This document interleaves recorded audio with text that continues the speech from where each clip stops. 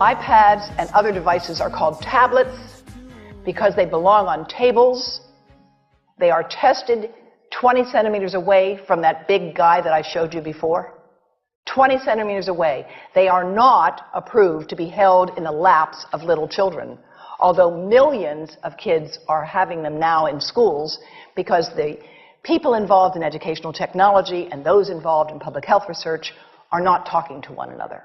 Because if they were, they would understand that you're giving children a two-way microwave radiating device, and if you must give them such a device for learning purposes, put it on airplane mode so that it's not sending and receiving signals as it does otherwise. Now, this is some new modeling, again, that we've developed with colleagues in Brazil, and we can share with you how we've done it.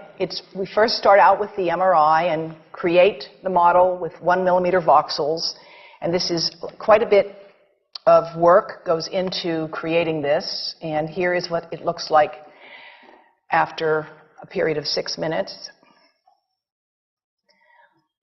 And that's really not as bad as it might look, because you see the red area only gets partway through the eye of the adult, right?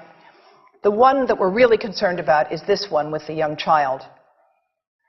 And this is a 3-year-old brain that we modeled. And you see that by the end of that 6-minute call, the peak radiation, yellow and red, is getting all the way into almost both eyes. And again, this is one call, and it's not going to kill anybody. It may not cause any biological effect whatsoever for 1 call or 2 calls or 3 calls. But the question is, what's the cumulative impact of this kind of exposure? How do we evaluate it? And I want to show you an example of some of the work that we are doing now that I'm releasing here for the first time. And this is a modeled microwave radiation dose of a 6-year-old with greater levels to the frontal and temporal lobes, eyes and cheek. And watch this here. Now, yellow, white, and red are the hottest, all right? And if you look carefully, you will see it's going into the eye, the nose. Do it again, just so you'll get to see it.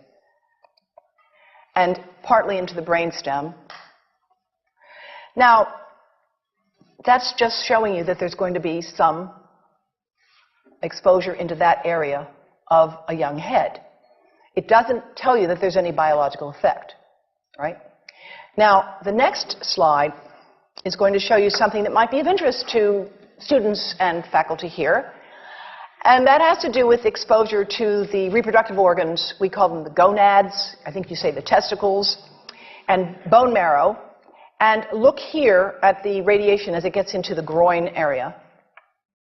And that's just from having a mobile phone modeled into the pocket. And this, again, is based on a normalized SAR with a dipole antenna. Now, the breast. The breast is mostly fat, contains a lot of fluid. Things that contain fat and fluid cook faster in the microwave oven. Now, a cell phone can't cook anything, all right? Mobile phones do not pop popcorn. That was a fraud. They don't make any heat that we know of, otherwise they wouldn't be permitted. But they do go through things that contain fat and fluid. And we are now working at Environmental Health Trust with scientists at the University of California, San Francisco, scientists at formerly the president of the American Cancer Society of California, because we are seeing women who keep cell phones in their bras. Has anyone seen a woman put a cell phone in her bra? Hands up, please. Please tell them you've heard now why they shouldn't do that. And here I want to show you our first case report from 2009, and we now have many more. This was a Chinese-American woman who used her cell phone 4 hours a day in her bra for 10 years while she was driving. Now, and you drive with a phone on your body. The phone is smart. It's going to go from one tower to another, and it's going to say, here I am, where are you, here I am. And it's going to be going to max power each time it moves from one cell tower to another. And there it was right next to her chest. And the tumors that developed right under the antenna of the phone. unusual tumors. But in the meantime, people have a right to know how you can minimize exposure. And again, I think this information is available on our website, will be available on yours. Remember, if you have to give a phone to a child, put it on airplane mode. And think about this. That microwave oven, it works because there's a metal box around a microwave signal, and the signal pings all over the place. Next time you get into an elevator or a train for any length of time, put your phone on airplane mode. Otherwise, that signal is going all over the place, magnifying and coming back. Keep the mobile phone away from you when it's on and you are asleep. Now, it takes a village to do a lot of things. These are some of the people whose materials I've used today with their permission, and I can't read this list to you, but I want you to know that I feel really honored to be working with some of the most talented people in the world on this issue. And they have given me permission to share these materials with you. And I leave you with this thought from Albert Einstein. The world is not dangerous because of those who do harm, but because of those who look at it without doing anything. So, thank you.